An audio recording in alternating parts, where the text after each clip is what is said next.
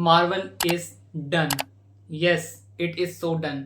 याद करो वो टाइम जब एवेंजर्स एंड गेम के टाइम पे थिएटर में लोगों के लिटरली धागे खुल गए थे उस मूवी को देखकर। बट क्या आज आपको ऐसा कुछ फील होता है? नहीं। क्या आपको पहले की तरह मार्वल वाली हाइप दिखती है कहीं? नहीं। एंड दैट्स वाई मार्वल आज वो नहीं रहा जो आज से कुछ साल पहले हुआ करता था। बट अब चाहे वो अपनी कितनी ही घिसले, वो एवेंजर्स एंड गेम के हाइप को तो मैच कभी नहीं कर सकता।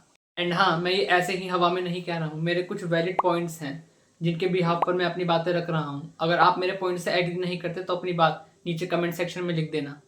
तो चले आते हैं मेरे पहले पॉइंट की तरफ, जो कि है एवरेज मूवीज। आप मानो या ना मानो, बट एवेंजर्स एंड गेम के बाद मार्वल की मूवीज काफी ज्यादा एवरेज हो चुकी हैं। फिर आप चाहे Doctor Strange Multiverse of Madness ही क्यों ना ले लो, या टाइका वाइटिटी की जो करीबी टट्टी थॉर लव एंड थंडर, उसको तो कोई साफ ही नहीं कर सकता। फिर एक और एग्जाम्पल के लिए हम एंटमैन क्वांटममेनिया भी ले सकते हैं। और रही बात इनके टीवी शोज की, तो उसके बारे में तो आगे बात करेंगे।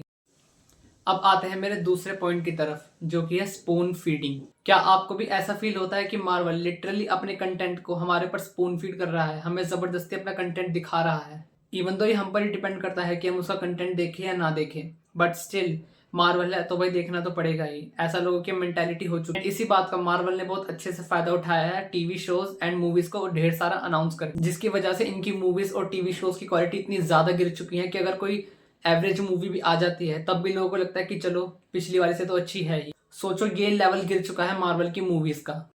एंड यही लेकर आता है मुझे मेरे तीसरे पॉइंट की तरफ, टीवी स्पॉट्स। जी हाँ, मार्वल अपनी मूवीज के टीजर एंड ट्रेलर्स तो बहुत निकालता है, बट उसके साथ साथ 200-300 टीवी स्पॉट्स भी आ जाते हैं जो कि लिटरली मूवी की आइप को यहाँ से यहाँ ले जाने का काम करते हैं। अगर आपको मैं एग्जाम्पल से समझाऊं तो अभी रिसेंट में आई Captain America Brave New World के साथ भी यही हुआ। उसके इतने हजार लाख करोड़ टीवी स्पॉट्स आ गए कि लिटरली मूवी की हाइप यहाँ से यहाँ हो गई। जब लोगों को स्टोरीज ही पता चल गई तो वो क्यों देखने जाएंगे मूवीज? जरा सोचो, अगर कैप्टन अमेरिका में हमें पता ही नहीं होता कि रेड हल्क आ रहा है और लोगों को सरप्राइज मिलता कि हाँ मूवी में रेड हल्क है, तो सोचो कितने लोग मूवी को इसी बहाने से देखने चले जाते कि हाँ भाई इसमें रेड हल्क है। बट इन्होंने टीवी स्पॉट्स और ट्रेलर्स में ही दिखा दिया कि रेड हल्क पहले से है, तो लोग क्यों जाएंगे देखने? एंड टीवी स्पोर्ट्स से ही एक और चीज निकल के आती है, मार्वल की सीरीज। हालत मार्वल की मूवीज की अभी है, उससे भी ज्यादा बुरी हालत इनकी सीरीज की है। चाहे आप मिस मार्वल ले लो, या शी हल्क ले लो, या जो अभी लेटेस्ट में आई अगाथा ऑल अलोंग, कि सब लिटरली बिलो एवरेज है। Except Loki and Moon Knight, वो दोनों एक्सेप्शंस हैं, वो तो पीक्स में गिनी जाती हैं। भाई क्यों देखूं मैं अगाथा का शो जब उसका कोई एवेंजर्स मूवी से रिलेटेड नहीं, कोई मार्वल की किसी मूवी से लेना देना नहीं, तब मैं क्यों देखूं उसे?